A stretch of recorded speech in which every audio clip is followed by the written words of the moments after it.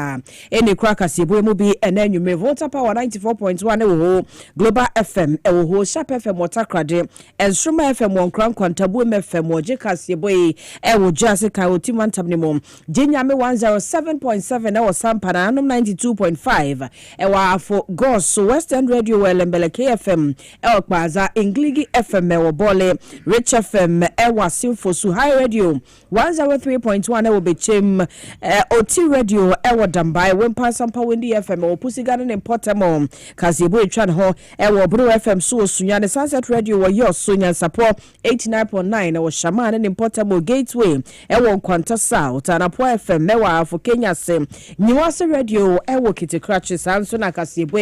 enam Atom Local FM so ewo asase trends mo Elembele Vizi Radio TV dunkwa ono fe wo nyina age Kasiebo bi ewo Magana dutu ene natayebo rama hodo so aposisi FM Virginia, Dicey Radio Italy for Radio, Ewo Pari, G Live Radio UK, OPD Radio, and so Ewo UK, Loud Silence TV Adama Kasiebo, Womo USA in Monte so Kwenya ba, Womo so ATB, Yeko Internet ne so abenya Kasie, Radio SM Online.com, my xyzonline.com so yewo ho, and afi tune in so Power 97.9 FM live on so Facebook Power 979 FM, Radio XYZ 93.1 TV XYZ here the choose YouTube or XYZ broadcasting na information centers ya and you may almost crack Kasiebo bi mu enyasem ketwa wo mo edoso pansam ne doso you may any day but dey di mwakotini bi ene say Mampenya Bedia Professor Jenano Pokwa Jamai and the Foreign Affairs Minister Edema Japanese minor Woma Sinkonya to Atwabia kwa wodu amawe mienu bekabo me bana dwade emunsemwa ya kasa ya pound penny for wombe ya futu na womaboa Ghana mampeni Era John Dramani Mahama said ye beye ba yesi kasam ne ntoto ye wonsem so a eni mabeko yi dom ketu e womra sebedwa fie mu ene wo mo efre se director wono na wada National Council edema curriculum any assessment no empempring campaign for hwe no fa ne dwumadi ento wono so afọ ye ohwe Ghana enwumasu ansam so dia tu dwa sase pese a kire sa asomasi obenten wo ba na wo be ma se benya se hwe wo ye anim ene de kire sa asomasi wo ba na be ma na emoma wo mu wo ba ye ne se be wo be ma ne tua ho ana ba ne tua ho ene de be kire wo 6 na ene was one for no and was share according to some some so nay one Metro Mass Transit and so STC and penifo dia shem kwayo meraboa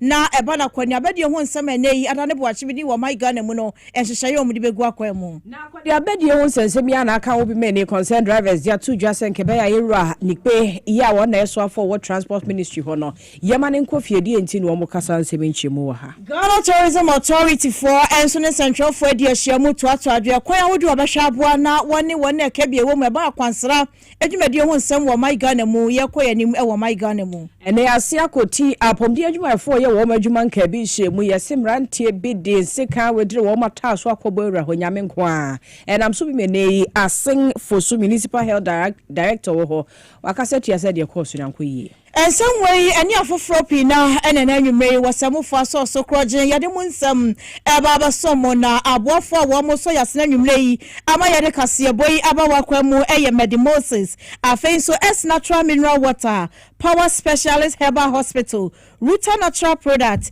and a 3P garlic mixture. Let's talk educational consult and so can who be and a Spanish garlic mixture and in a capsule Table Tech garage and so a can who be and a Roman rich Chinese clinic and so can who be Sandy McWay and an annume wafa Kasiye and who eka na ya yesin konya abeken kai Kasiye emunsam ede amamomedi ene nana ajua kwachwa mene ama poma Cheche kuyanka ose Kasiebo live on Facebook inti share said be ya unu bi so ebenya bi ahwe na afi wadwenche boa no jane ho se ye Kasiebo mu ye hyemobo ese wadwenche ya amode beba na ye beje ho bre na yabobo so Kasie so ede amamo yenko ensem no emom na se be no my Ghana ye si kasem be bi ye kon se koyi ya ne sana emom e be si de kwan papa so na aboa ama hoto wo se Ghana fo yenya ene matumi akoyi de ama ye ntigani ama mpani Era John Dramani Mahama ne mpani fo ho ama sese ya power futu for ya wo modie ne mampani ne ebedi kita ho pa eno nti womo presidential advisory group on economy ya womo adwumatitiw no efesi kasam ye economy ni se bekoyi ho na womo ebeboa bi 12 member committee chese nipa makoma mienu ne womo ya womo nyina ne mpanimfo bi a womo adwene mu abom ma bill ebanim dia womo wo be academia womo hye ho eba public service nso so aban mu adwuma nso womo asonsom wo miamia hodo anti eba womo nsa no se dwe ye nya asem ketwa wo de no so krato enchen ye base ye nya hwehwemu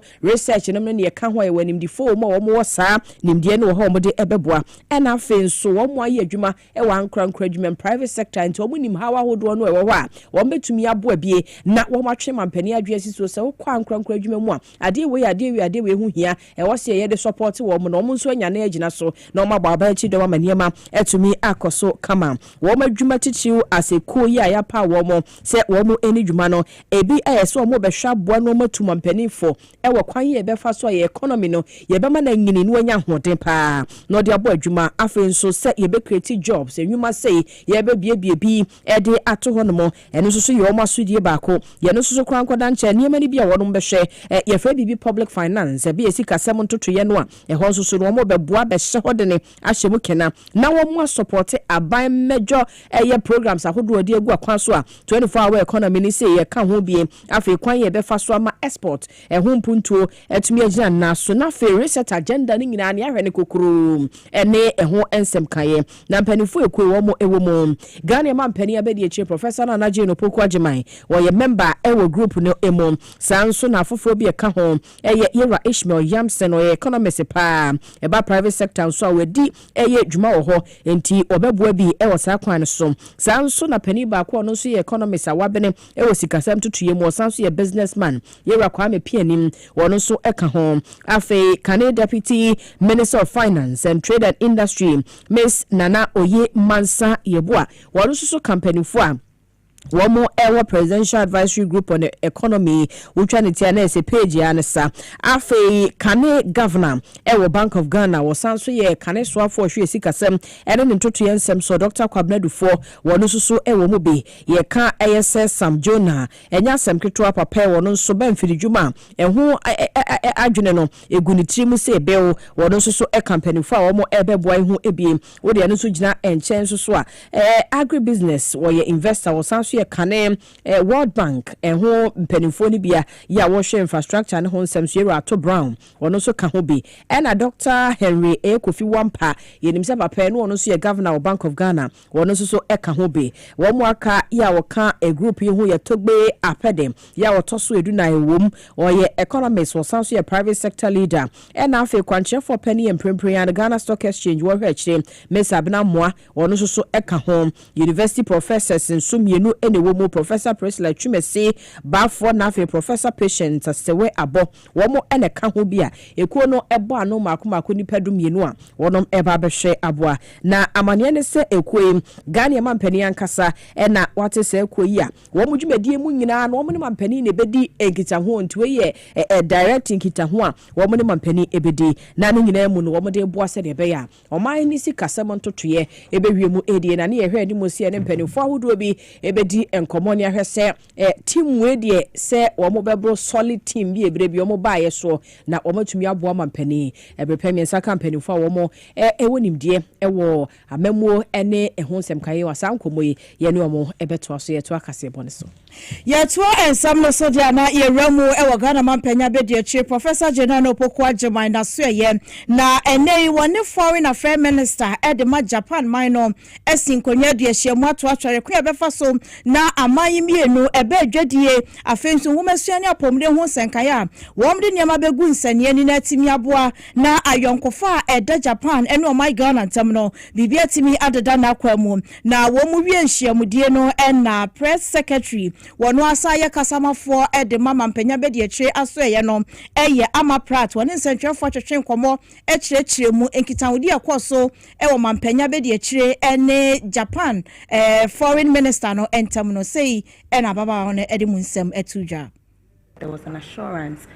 from both sides, from both Her Excellency, also from the Foreign Minister of Japan, that the two countries are willing, to continue the kind of relationship that has existed between us for decades. Both parties are happy to let that collaboration continue to exist in terms of economics, in terms of our trade, in terms of our cultural exchanges, and to see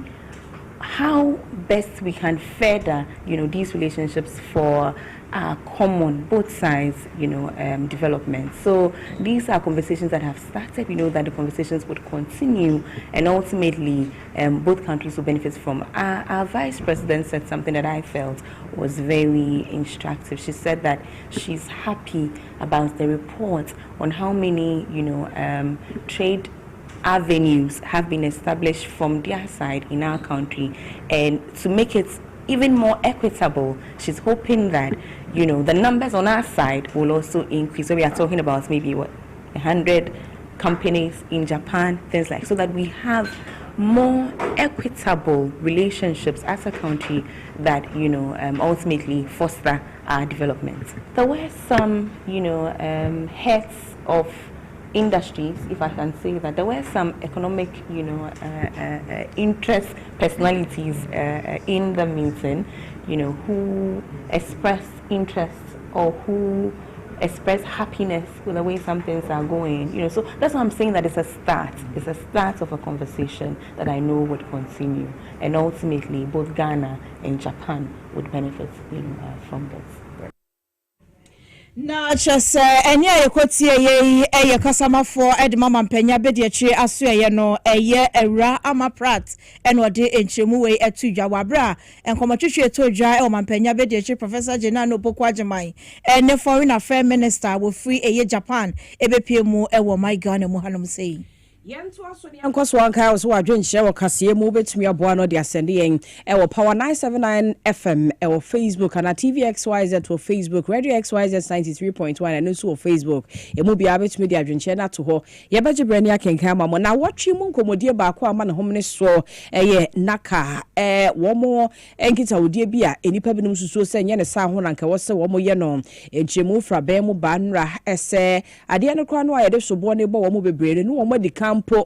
etu ho na modada ansa na saa sobo no a enenipa binum ahya ase de bo wo mo no eba na ne nyina fa ma no a ya ye de ma akyerkyerefo no magina so e de akye ye ma na de fa ba bi esusuo se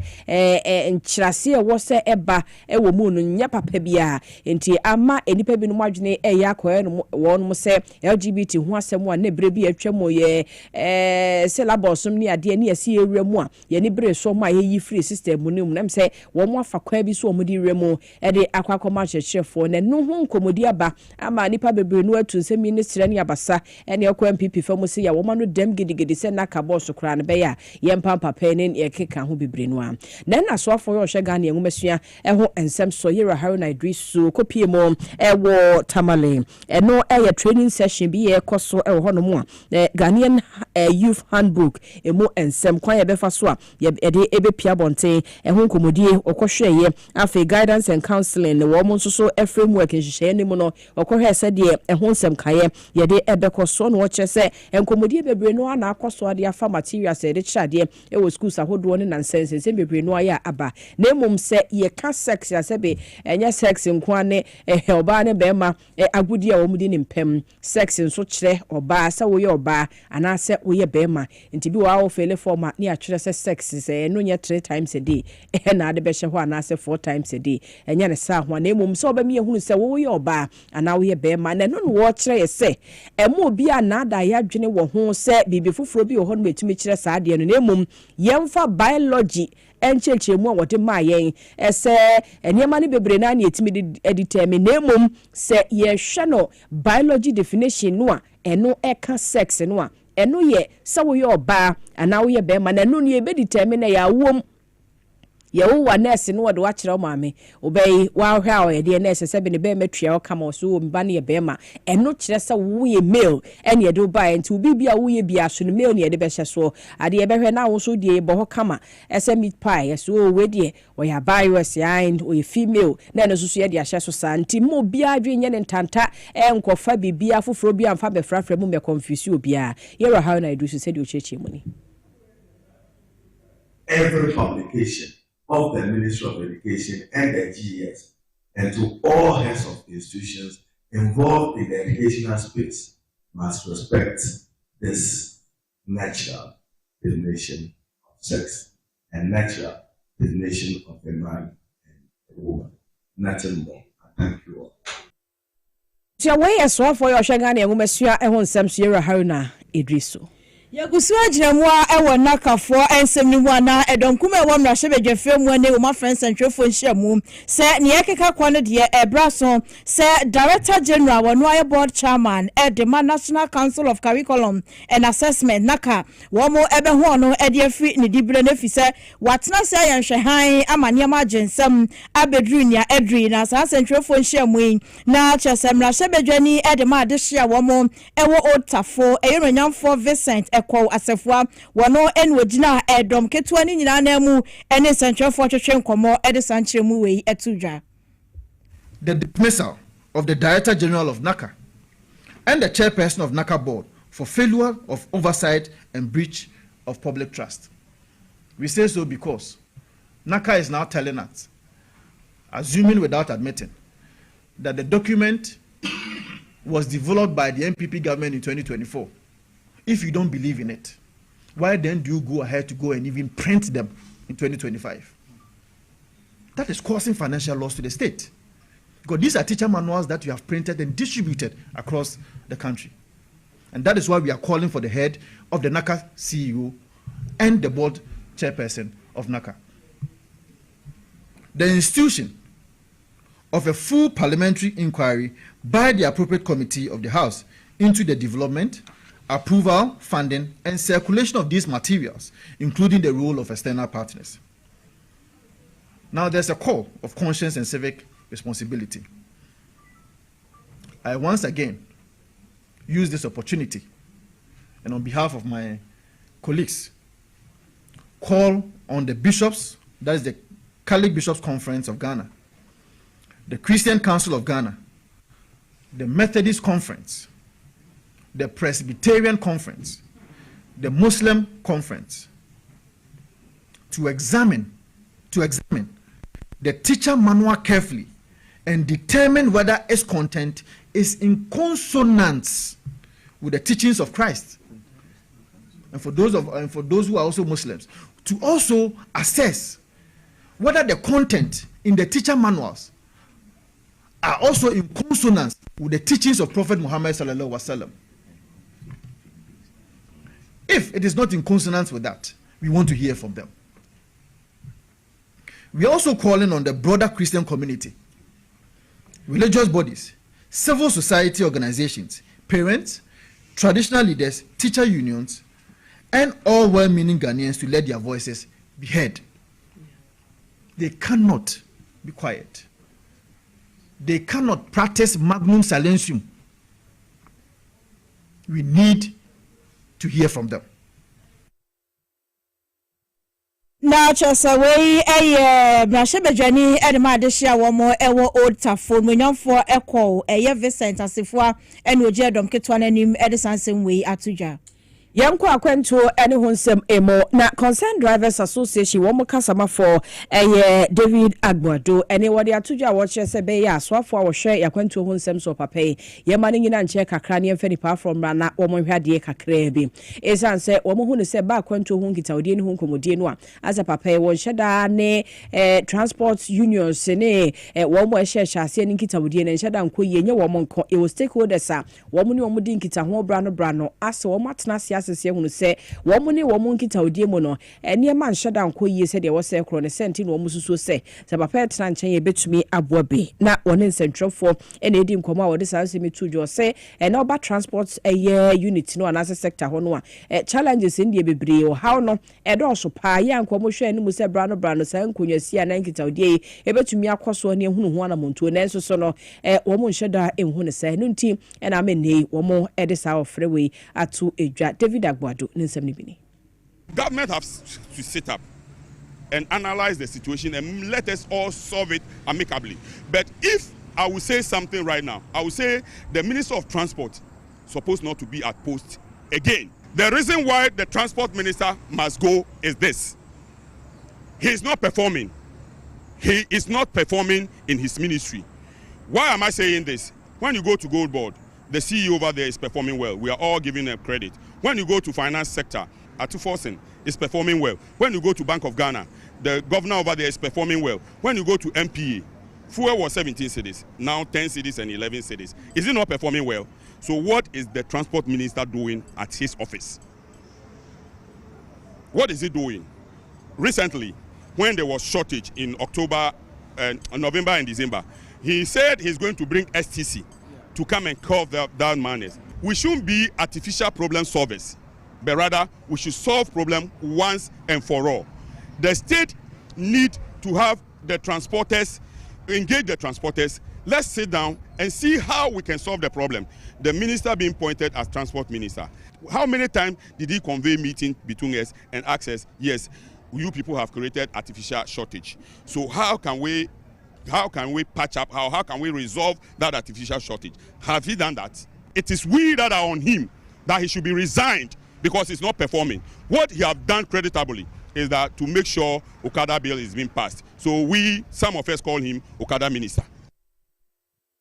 Hey, David Agboado, public relations officer at the Concerned Drivers Association. Na was artificial shortage who ensem ya enam so men na edu Russia when driver for say 10 cedi na ye gemo 20 cedis no enu na nei anam so ama transport minister eyo no for Joseph Bukari Nikpe wone state transport company and afen so Metro Mass Transit company for esin konwa se be yo mo beboa na wo mo buses no wo mo dia begu krom se de be ne dru anwumira Ghana de hia wona wadwuma ko wonfi ahodo mu no won ho entumi enkyere wo mo wose se nhyiamudie no ebeboa yie amakoni abedie ho nsam afa ne ntuma pade fra wo Ghana mu. It was initial arrangements just to cater for the festive periods, which we did, and it was very helpful. But we realized that when they were withdrawn, it created some challenges. So I re-engaged the MD of Metro Mass Transit Limited and then the Intercity STC coaches, and they have reintroduced some few of them. We are looking at the daily basis movement and seeing if we need to add more, then we'll add more. Again, we are also at the verge of seeing how we can get the private sector to bring in more of the buses and other vehicles to be able to help when it gets to peak hours in the mornings and in the evenings. But we have called back. When we withdrew the services, we saw the tension it created, and we have called back some of the buses to start again making their movements. We are studying the ground to see whether they will need more, or we will have to continue with the skeletal or the small number that we have operating for now. Away transport minister Munyan for Joseph Bukari Nikpe ena wade enchemwe atudwa na sansam we no mu enawia ewo inside politics o wabra ken Nicholas etna negwa mu ena one head of communication the Metro Mass Transit Limited Mohammed Mubarak Watara etwetwen komo ena wo chrem se yampasa minister ni no na de achemu esinkonwa toato adwe na o maye krado se wo mo so Metro Mass buses no wo de beboa se de be yakonya be de mu nsam ebekọ kama Bronya Abri, Minister, Transport Minister, Emma, the two job free yen, Nian Tenase, Kade, no, the Bronya Abria, Chrome, Ubo say I deja. A dom no beba, but we would won't go any real walk of ya, na I ask him. wɔn nso a wɔyɛ ndwuma abɛn ndwuma na ankorankora ndwuma no so no wɔpɔna wɔkɔfia na ɔno nso wayɛ ɔhaw kɛse nti ɛma minister no ɛhyɛ yɛn yɛ friends transport companies a ɛyɛ ɛhyɛ abɛn ase no dɛ ɛwɔ dɛ yɛn nso yɛboa na ɛma na dame traffic nipa dɔm a wobɛkɔ station bia no omo bu so ɛwɔ hɔ no ɛso ɛbɛte from La Paz to Tema ɛne de ɛkɔ ɛyɛ straight na wakosi ɛyɛ yes motorway no so but yɛwɔ ebi so a ɛno so ɛfa sprinters ɛno so sɛ na ɛbɛyɛ a ɛbɛboa wɔn a wɔwɔ that lane and that lane no so a ɛboa yie ankasa then from circle to airport through the Amasaman area so no only so hono so you very another area very choked yes circle Pokwase Amasaman area by first to second week of March is St. John Dramani Mama be commission that new buses na eba no na so abeka ho na aboa yen akwentufo a anytime na adwumayefo na agwadifo a all the time wopon adwuma wopon wodi dwawie a ewo de wokofie so na chesania yekotie ye head of communication edema Metro Mass Air Transit Limited Mohammed Mubarak Watara NNA ewo inside politics so wabraki Nicola setna negwam wode sanche mu wei etu eja abusia no nsia bremo Kasiebo na eguso ede somo high power 97.9 o share live or TV XYZ sanso na wote enka ewo radio XYZ 93.1 so ye kwa homa so ne Shadrack Kwame Usuansa ye ne be kasa brepem yenya no a ye ne no ebetoa so na amanebo yaba ene se adwumayefo a wo mo akoti health center eno wa sen rakese ye no wa sen fosu empotemo ewo menfimfi mantemo wo mo ho a wo mo ye adwuma nka bi nhemu ye semrantie bi kentinka fobi de sekanom ne ade abawura ho amekọ wi ache ne nyasem ketu akora obi kura no aye hwe no no sabe wo ya no oya wo fa mu ho na nyasem ketu a ye no aka ho bi madwumayefo ye ho anese fo ye ho kire se no kwasem ni abo wo mo hu pa ama sese wo madwuma kura ye a wo mo ye no amane ne se wo mo gya no ho ama patients ye wo ho nyina kura ye yi wo mo eja wo mo ho no mo a kire se enya asem ketu a na amane ne se menteme ho ase kakra ene ma ne hom ne so ewo krachi bia ye fa ne ya boaben ai woni eye awafo bi wo mo entem enti wo mo enam so di sa anobaba ye ne ye kichikitiri na ese se kantwe be mu ma se kan twa no na seka atwa no no amane echese nipa no a ne ho eka ewo mu Daniel ene efra ne ye opira pa ewo ne nsa ho ene ne ekeka ho eno enam so ama de koba ye eyese ye de ne bekọ sa facility ho no mo ne akwa na yetu ho na mo anche ena ya aboaben ene wono so moja pram no efri ni ti mu ne nsa ho ene ade wono so ye de ne di meka ye de ne ebaye na no na nurse fo ye sesa ade a wo meja no akwa no because ne de no so ye emergency a ehia pa se wo se ekwohwe no afi de mrantie mabunu pa wo kan wo ma ese wo mbedudu be se edu na wo mo de nse kan emanom ne ade esan de bowura ho no mo ada ye a wo mo ne boabe no wo mo ni nwie na yene ni nwie yi a wo ba hospital abede nti wo ne ba betoa so wo honom ne yese boro de ye boro wo akase boro yese wo ma boro krache na amasese wato de mum krosan kokoma ya enya sem ketwa na no na nurse fo ya wo mo ho se no kwasem ne esie no wo mo ho adwiri wo mo pa so wo mo ye wo mo adwuma wo mo de yese mo nya mo ntokwa wa bonte na mo ko a wo mo nurse fo de nkemfa wo mo ho aya sabia ho nso enkaboni bi ansi ya wo se ye de wo mo agi mu bie enso so no ye de mafrafre mu nam so mo de atudwa se wo se enhwemu mapa etumi ekoso wo sansem no emo na no na asimfosu municipal health director Yera Benjamin Amwako wono so ba bonte de atudwa se de akoso no okonde me se ankoyi kura esa nurse fo ye wo madwuma na monyam ntokwa no mafoma fofora mo de bekwa nurse fo so wabra wo mo di wo mo adwuma no senti wono so begina tumi a wo so na wo mo ahwe ni posifo ye wo mpotem ho edinkita ho se de be ya mrantie no a wo be di se huru kasem ne bepe wo maso wo nyina pechi na emra no ene wo madi ne se de se na efata ne nyina mo fifi manta mo prosi commander ono so so the assurance yaba eso o manfo no nya komotoye mo se tie bia no wo mo de o mani bedi akire na de akoso no wo mo a eho ewo mbia na bepe wo mo nyina ache wo mo de o magina embrem ne ehwese ebrepem ye beko yama ne bofo wo mo ewo Rich FM wo mo nchane ne wo mo akasa ne bisa esansensam ne mu nchemu na mayie na yenya wo mo wo ho edie wo betumi ama nchemu ese fata brepem yenya wo mo a ye no mbeto ankomo ne so ye to ensam no so na ye remu e Ghana Tourism Authority wo mo asoye na ya shafi ya si na wo se wo mo ene wo na ka bie wo mo e ba na kwansra ho se kai wo my Ghana mo woni wondi ahia mu to adwene ye rafi fufuro mi ye kwan ye obefa so na kwansra dwumade ho se kai wo my Ghana mu no wo mo de hwehwe ma pa begu akwa mu na atimi aboa ama kwansra ho nsem wo my Ghana mu na fa ne ntuma pa ediefra na chesenhia mudie no ase na edru se wo ne Central for beto ato adwe kwaya Central for so be fa aboa ai wona fa mu die edia Ghana Tourism Authority wo machi na wondwumadi a wo die no so ho da ubo ho nsankaye etimi akonkan na no mu eno panyi kwantrefo a woda so na no eda Central for asiye pass afie twa mu mabo adwumason ede aboa ama Ghana Tourism Authority wondwumadi a wo die no amanse nyina ehu bi na wo to akoso akyemu se yakuya nim no womde ne mapabegu akwa mu ama kwansra ho dwumadi wo my Ghana mu no ayakrabeshe. Your platforms and your reach were instrumental in amplifying December MGH to unprecedented levels. The visibility was massive, the energy was undeniable, and the impact, both locally and globally, was real. You told Ghana's story, you carried our narratives beyond our borders, and because of you, December in GH was not just a season, it became a statement, it became a festival, it became the place to be.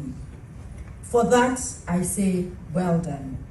Distinguished media partners, this engagement marks my first formal interaction with you in 2026, and I want to be very clear about one thing. This year is not business as usual. Today is not just about festivals, footballs, etc. It is about jobs. It's about investment. It's about contributing to the nation, contributing to the GDP, making sure that this country is very known everywhere and for what we have. It is about national pride. It's about positioning Ghana as a competitive, credible, and compelling destination in a very crowded global market. Na chesanya yekotie ye eyopanyi kwanchefo abono eno Ghana Tourism Authority ano mame efu ahojeto eno di nchemu we atuja. Kwa Rich FM biem na yene senator wo ho Shadrack Kwame Owusu Asante yene na kasa no ama yenchemu se asia koti edi ankasa na si ho enam so mesi a nurse force hu acheche wo mo editor ye mo adwoda asia nwumre se one ye kasa ewo ye Kasiebo so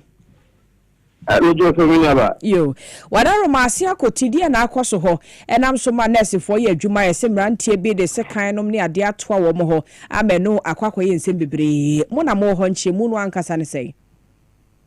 All right, we have that state Akropon Health Center wo mo ewo ho a wo mo ye adwuma na tete abante ba ko ba ya ni hancho wo ba ye na tete muja e from no enya sem ketwa den tenifon ye twa ama tete eba na bakon holu na kakra na tete atofom na muja nyini na eba ni sana tete lesi fon we di kana okofa eye bandage na we fa ha na okofa panie ni na se ombefe se muja ya from no etuo ebutwa prekope omuhu ya ni se abante ba ko nso onu so aba onu so ye dwan trim etutwa ne batabata ma tete ni ntaba akukura no eye ni ntatia ne bako eti ya ti edi ofiri so a onu so muja eli Neno ena na se bobo mo hu se wo mo hwe wo no nso prekope omuhu ya na tete nanti be ye edu wo mo ti moto so ebi kuta ma ebi kuta nsekan ebi kuta abo na ne ebura fasiti ho adia agrantia wo no be tiri your friend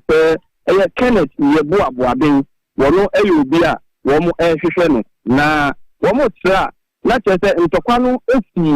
between one name and Bakwa, we became a Baha or no friend Daniel, woman, every fear. Now, Tokwani see, and all one can say to our woman who can a match as a woman, no woman, but woman, a babes, Irish. Now, not a good form of the buying, and it's almost now, Kenneth, a call a Daniel Minikiano. What is the kind of call? And what I could and one few. It's the woman share who said, well, no, Kenneth, Yabuabeno, will be a way to trade me with Kumho. And not them there, where the Ako police station, the Ako court, no prison, no ba. You a quite similar shutdown Kusiaga. It's almost with a woman down and not to Kumho. We'll be consulted and comfort. I think to be uncovered. One more I almost did some beginning. Eddie, a few same hour honor. And unnecessary coated from power patch of Mundai. Never know I had a jinqua. Intimate, a Hana Mubabukuna Aka, and a idea hard duty. Omunda necessary, I may say this year. Edison Nancy didn't say the Kubua Banty. One more na this kind of one will seemingly a ding Nama Muja. And unnecessary, a woman track. Nipa wono be ja ya hwempo na ye buru na wo man kasa wo ya na so na wo te so ye djuma ne de ben ye de be nti we sorry de hwempo ma na afa ne bad na che se wo ma buyinya e wo hono mo asemi sie na che se wo mo e fra polisi ko bo ma che ye ti de mo na meji na ye sa dia yi dum be ja ye befa e na polisi ko ba ya wo mo ti e ba be ye na ti pa ye asemi ti na tu ye ne ti mo and I want to look at a Juma, not as a woman security winter, and said that and Kuyi, into answer media to Mako Jumano, as a sample to put me to Nantiana, Woman Eba, or Nibidi, and nothing, and San Makuma, Ato, and watching, woman sounds in a bambo, a war facility, one, send a bear, Ibisa, into and Medio. And then Piano Castle, a idea as to pursue divisional police command. Woman actually anamo ako facility hodomo any health director ewa Benjamin Amwaku woman akwa kushia nurse for me no bi ko makache wo meche woman yakuma toyem na woman ahyase woman intensify patrol ewo area hodomo afenso no woman be ma woman police ni ba kwa tena facility hodomo ahwese bambo hu nsem ebetini aye adwuma ewo hodomo enti Benjamin no ka say there a nurse for no etini ahyase a woman eye wo moduma enye ya na yenya no ntiese abrante baako a yenya enfio adwum a edin a yenta aka eye Bismarck empempe apolitifo enta na wonye ni pehu bi akeke ese wo ye community police assistant a ke wo no bo ama police bi bi akoso no wono so kam nante a wo mo beto hye yare fe so ana chete empempe apolitifo ni hwenu no wo mo sa etini aka no and rather about the first time actually abantia your friend say ya bo am nankasa na enam so enma sa ati wenchi ni esi ye no ono so eda with the kukum de no go to hospital and na wo mo e dey handcuff di go ready no ebo hospital ni pani mu ene be ya won so area ne implementing a doctor for at discharge no actually say this ya wonya ho de ti de to eya put the kukum a e be yi nti ono so kan ho na say di pam yi and I'm thinking assistant to divisional police command no openia wodano ye ACP Dr. Asarinyako womo bomodi a womo ache womo ewo hono mutinya ni de SCA ewo asen rakese nipa no a wodi kan pra ye enam saa basabasa no ho edi kan de bae no no sese ne tebia mu te sei yeah program no ka sei ono so no ya di no to ayasabia in fact ono so pra na de ohwe ni bi a ni se ma mi bi a akwada hye no chi ekuta puti ba bi a enka wode boya obo abe no wo fom ho no mo sa ma mi no eye opinion friend said Daniel no yire Daniel no yidi kan twa no no ono no yire ene ekuta sa puti ba no na ye hwe mo ya kire ebra eye abanta ye friend say ya bo abe no e de kan ko fi ho no mo a Udi kan twa Daniel no nsa no na ama Daniel aho ode no so ate etiri ontumi ento ne nsa bi ɛma ne nsa benkum no a ne so ahoɔden hyɛ da ni enti abɛtem so wɔde sekan ɛde wɔ yabo ɛyɛ Daniel no ɛno na ne yiri gyina hɔ no na ɔse daade mɛde ho yɛ asanto anyɛ sɛ abante de kuna to ha enti ɔno ankasa wura dan mu na ne wɔkɔkɔ twi kotokuro ɛna obi bɛsi yabo ade no ne tirim ɛna odwaeɛ ɛno ɛne pra yabo ade de kopie mu ɛwɔ hospital hɔ nti ɔmo kyerɛ mu a na ɛsɛ sɛ ɔbaabesia no ɛna obi sɛ ne kunu nti no wɔtwe sekan de si abante no so a wotwaeɛ na yɛbisa yɛ sɛ dɛn pɔtee ɛna nam so ɛma saa akasakasa na sɛ pra yi nyinaa akyi ba yɛ na ɔmo sɛ yabo ade no ɛne Daniel no ɛbɔ hyeɛ ɛwɔ afuom na Daniel no de biara ɔsɔre a na wɔka kyerɛ yabo abe no sɛ wɔyɛ kurɔmfoɔ na ne bɔɔde a wɔbie nyinaa no wɔno yabo abe no pekita eti odi kan kɔnfrɔnte no ɛna yabo abe no ɛne ne kɔn ho ara ma kyerɛ sɛ asɛm kɔ ɔmo sisi ɛma akɔ akɔda na ɔkɔda sɔre yɛ na ɔsɛ daade kwan a Daniel fa so bɛka kyerɛ me sɛ me na me wie ya ne nneɛma no ansiri me dɛ ɛne sɛ ɔsɔre fa so kan hyɛ ne ho a wɔto a Daniel wɔ ne fie ekotwitwa no. Okay, yo. Kwame yenase ewa manebo a wode ada ye che posifo ne mu di nkita ho se wo mu eka ho biem ne yenya bi e de aka ho ne ho ana monto ye aka no a na wa me yate wonkan da se anwume pa Ebusia Kwame Owusu Asante Shadrack ono ye ni senator e wo Rich FM na ye ne no akasa e wa simfo sunti ni akoso ho ne mu nchemu e na ode amaya asase ho ayi me no bohye me board ye yira na mso na awiawi amboard ye nye wo asene nkadin no watena baabi e ne ho se kantwe e na nyenya me ne bafia na ne Kwame ayi aboabe ne ho ede ne pa o na sede wo musi bro ne pa so still no ano wanya ahoden me ne ogusu tiasi ne se nyasem ketwa enti eno nso so eho asem eno no ye be kɔ ne akwa akotwe ho abana Henry Anderson enwume wo so hwe free Berlin ana enwume wo no so de ne dia ba patients so for you no obisa ECG for sa de wo mo hyeda epeso mo sabotage aban na esanse 51 pm ne kania edum Augustine apia also hwe live every sehwebo akon ai ya wo hye news editor no wa chia na my why ai ai eti apia Augustine so dio de ba na James Donko eso hwe free Texas enwume sanso na Felix Ata o se GPRT unit transporters no won person mo sabotage aban keke ebro free emu edu sabotage ai enti won person mo ye bibi ma aban no ase ne ho akono ne ho animunyam ne ba for me no so kra de anya adwuma sabuge abuzige edini o se Ghana police we dey over to you posifo e wasen ai mo bo adwuma mo kyiri bi na nso wo mo maka no mo nkyere wo mo enka ho eno eye amanebo ni bi ya no so aba nti ukọ power 97.9 FM adwenche ni bi amanfo de nam ho de aba eno no ye call TVXYZ so a ho nso dodo no a de wo mo adwenche aba wo mo so ehwe yen Simon Bedu so ehwe yen nwume wo me adwo Samuel Akesen wo no so me adwo nwume Manu James so se ohwe yen efri Hamile ai chia da se papa no abo baba lami o se sankwa MPPA ni braba Paul Amenosoji o so chia pa na o se NDC die ene yo my Ghana dachi ai the future of Ghana any NDC MPP die o se never again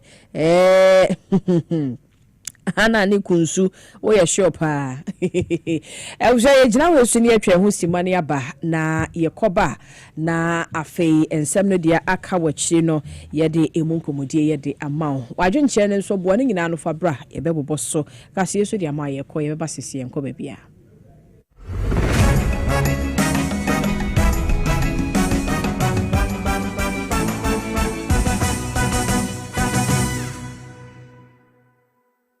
na ede na ya obayi a oda forma so ne yafunu mu emunumuni. Oh Mr. Entry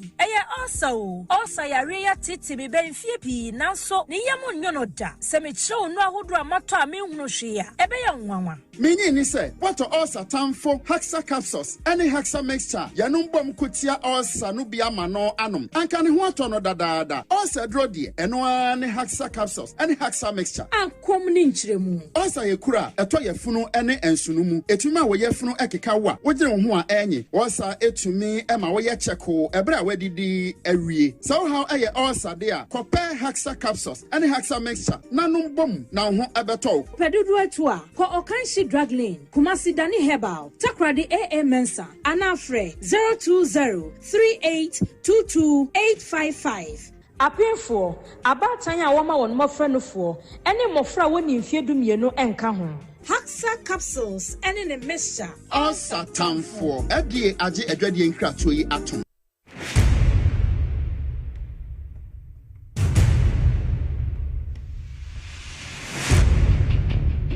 The average human body mass should have at least 60% water for optimal performance in any physical or mental exercise. We can help you maintain it naturally.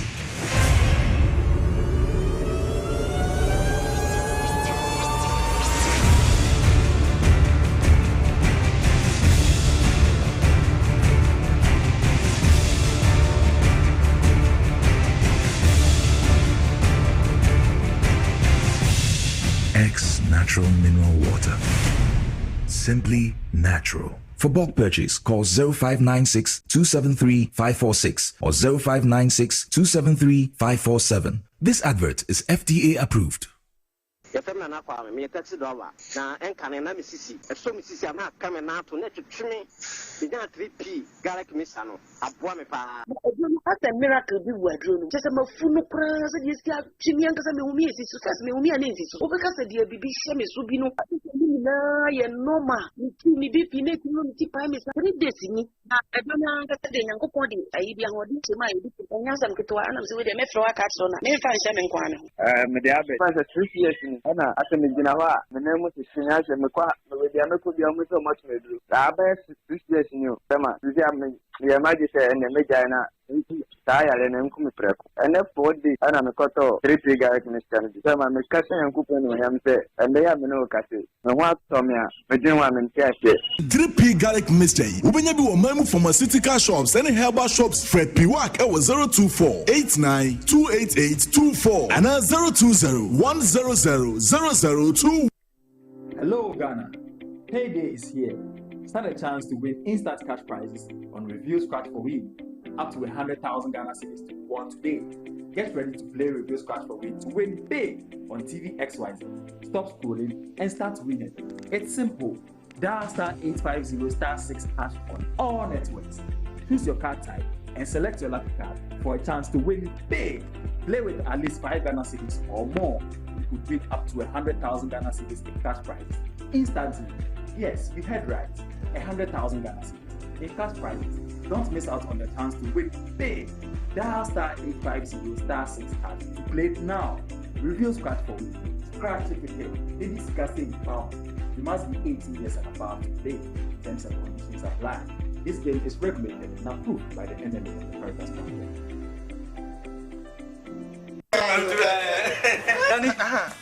Messi menananu aguru basa abi bragro tibedo imlenu na ma premaye hojo. As for me, I take very good care of my grandkids. Ye diagro na yesa eduru mre bi kra na me ba no timede omo be gumi so weekend no. Hey, mumle memre enu ntina me ka kire o say ya no medi garlic capsules. Poso nyina ebesisi so kama. As I stand here, my doctor said my whole system has improved very well. Medi garlic capsules. Yes, Medi garlic capsules. Oh, Medimosis garlic capsules. Wa mamoja di nipaduane mu afurusani ye na esiesie oba ne barima mahona wodin. Ubenya edroyi bi ato omanyi mu pharmacy stores frey wo 050-349-4885. Edroyi enya mamofra enye ndi mfie dumienu. Apemfo ene emma emanofo. Medimosis wunni how FDA ajidwe di nkrato ye atom.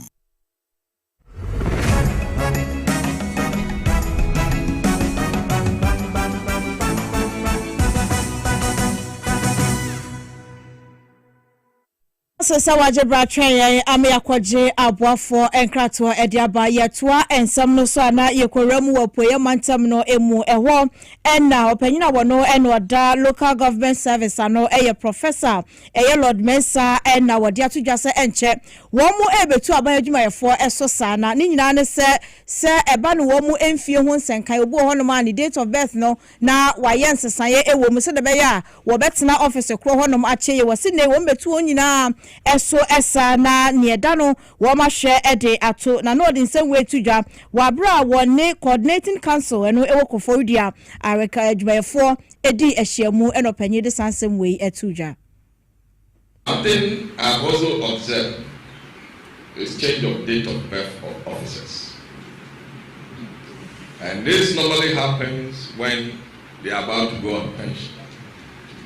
Most of the time,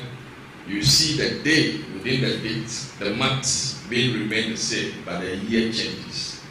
Either they add +2 or +3. And the maximum they can go is +4 years. So far with the data that has come on my table. It has come to the attention of management that some human resource officers connive with their officers to unlawfully alter date of birth in official records. We know the channels of changing this date of birth is not only restricted to the HR directors. It goes beyond the local government service. But we are cautioning our officers, and we'll trace it all the way to whichever channels that are used for this, activity.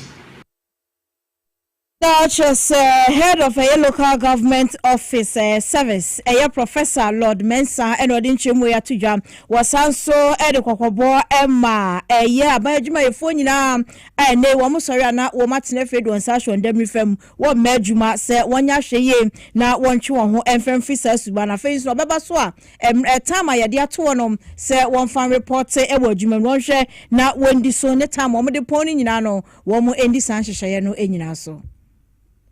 So punctuality remains a concern. Official working hours are from 8 a.m. to 5 p.m.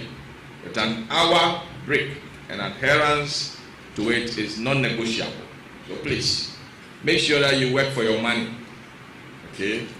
You work for your money. Don't shortchange the government. And when I see that,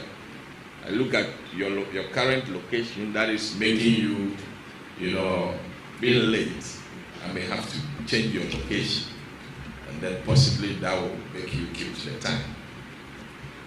Lack of discipline and accountability.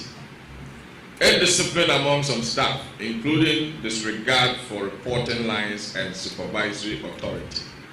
Jumping reporting lines,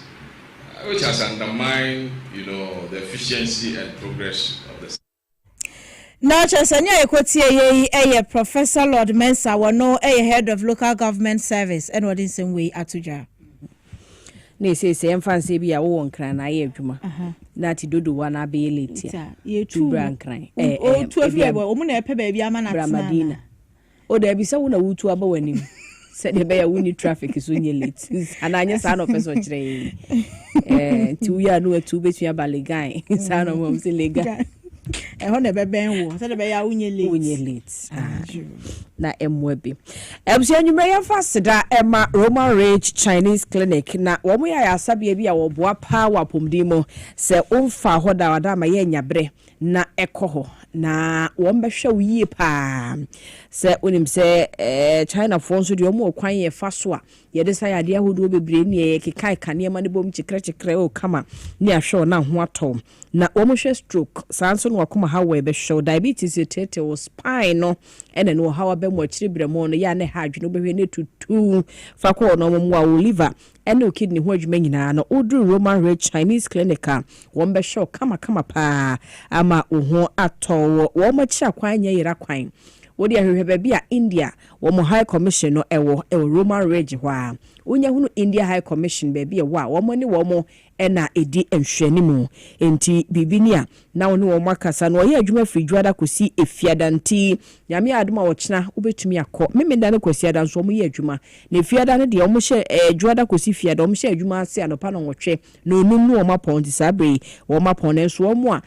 ewo ho no a yeda ho de ebehwe wo mo kama memenda nso anopa no nwotwe awia no mienu na wo mo apon nti hye ne nso sa frɛ wo mo 0546450672 ana 0556121863 ofre wo ma wonsa ebeka wo mo na yemisa sa okaya na ha wadwene pa na nse ya traffic ha chie ye ne na main road no so de obedrubo so bi car na ase ne ebie so befa ne ebie so mo amobiebie mo car so bebre wo highway so ne ya ne ha adwene monko table tech for ma hweye ho de eye garage kese pa ene asia wo ka bia problem e wo ho bia no wo de fabra na wo mo ye doctor for car ho doctor for wo be hwe car ne kama ama car no ye air condition koyi wo be ya ma wo engine no how ben fabra ne nhwe how no ne nso ano my best spray your body works kama fefe ma wo afese bia wo hia sika bi quick bi dia ya ade wo ka bia wa park ne garage wo pese wo de ye kpakpapa eno nso wo be gya ya ma wo afi damage cars nso wo mo tobi edu de car na ye o sa sei wo de akopem wo de fama wo mo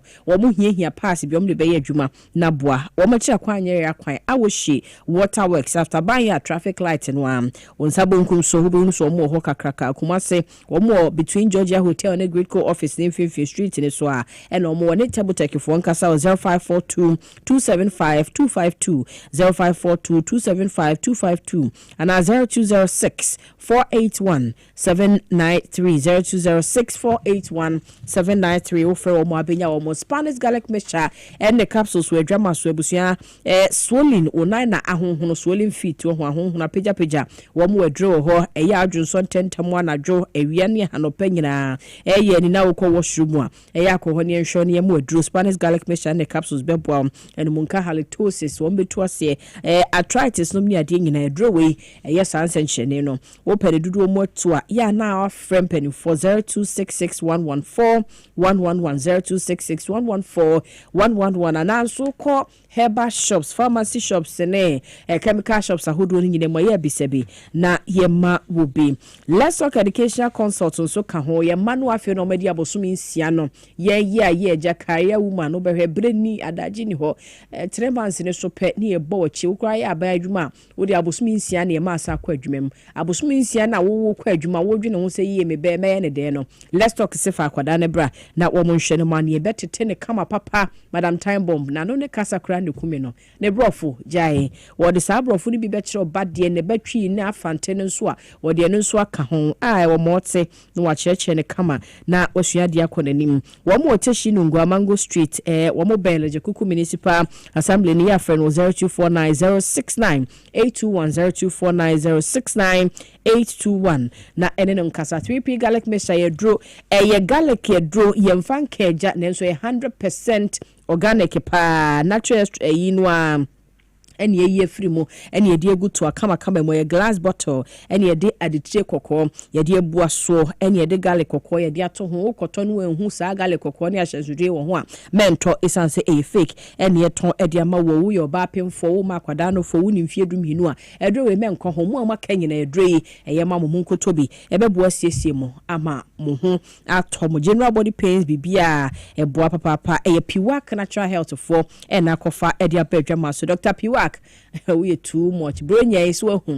action bia wo ye ne ha no na efe pa 0248928824 and 0201000021 no friend wa benya no root natural products we dwama so malaria na typhoid and malaria hawa wo de ne root mixture typhoid hawa wo de ne root titanic and now pesa o benefit if you ni pedwemu a root life enromiensa we Dr. Abeni na dwuma efo na akofa dia ba kama correct edi ho dance ye kire wo atobi wo de malaria no ho nya hyase se wo saa no fe no a wo de agiruta na wa bobo na bobo wi a wo de ho adanse die beba 0244503443 0244503443 pa specialist heba say hepatitis how wo be kwa check BSC he anya hepatitis B na no so ho adwendwen yesisi na ewo ho wo de ani e brana wo moma waduro ni enhwon so na enko prostate no yese large ayekese immune system no so ayemra ma mema herbal mixture emfiri wo ma hwe ho no ye immune booster ebe boost wa pomade no kama emmedro jirikajiri mema no mo a ema wo mu gina wo na so pa wo bo adwuma eno nyina wo pa specialist in semsa so na yade ahodo ko ho a wo mbehwe kan ha de ye wo ACP kwabenya kwantempo so pass bus stop e na abehu ye cha kwa kumasi fe yase bosomtwe kwan so edu ya junction takrade anaji estate ye be Hantamaru bank ni 0244544422 0244544422 fraunsa ebekan x natural mineral water yensu kroje we adwama sunsu de nsu e de afamfidie me kama correct nsuo paa ya wono mebebo Melcom shops ahodo nyem kwa benya bi uba XYZ studio ha e wo su 37 Abibese street ha benya bi na wato eya frey wo 0596273546 and 0596273547 X natural mineral water simply natural medimosis at the Lifkid capsules aba Lifkid capsules na utidi no ene ne honam se Lifkid enti eyo liver no enwe duro ne ho bambo ena medimosis for the abedwama so we live an be function ye na bona dwuma kama ne wo se ye e woni padua mu nyina ne be ne fine we live ho kan ho se de ho ye mobo no enya asem keto live ye ntimi nsesa enti afe yes ye mu anso so nkakrakra na no so ya sem na live an tia po na bona dwuma wa wo na mo ate nkan woni padua nim se bibi ye adwuma e woni padua mu enti 100% natural herbal supplementer wo mo de boost liver health ama liver na nya hoden esanso detoxify body ni nyina yifi ne ko na papa no aka ni padua ni mama na ye adwuma but most so ko ba bi etu no ton bi abenya bi ato na emom ya no afre 0244068447 0244068447 ofre wo mo ebe ma obi na aboanwumako ya daro manwumre na don hwe ba ko intem wo mama ye ho akwanya eme ye de Kasiebo ye de ababesom ye de mosi yadi siwa hanum se ya na yede aseda e ma aboafo a wo mo eboaye e we newsroom ya edubia ofabia majori e na face Kofi Abranta fenso ye remu e wo MC a honum so a na chese director Raf e wo honum Abbas e na Mr Peter Krante afenso Emmanuel Nete enso e wo honum camera nso Kofi the boy e ne Francis wo mo enegina chire e de e ma ye na enwumre yi ya ye gibre e be kenkan kasie yi emu nsam ede emamo medin ene nana ajwa kwachwa mene ama poma checheku enyume me fanchi ankoma me kuro mu seche kwa amafo nyina seche ho ye seche central anti seche kwa amafo nyina na nwumre me chia mu nyina me gide so obi aho ye me wo fa no mo fu ti no no obi a me chia chia mu nyina ye de mo si odon fo ye admo cha no pa no nsi be hia de Kasiebo foforo abesomo yakramo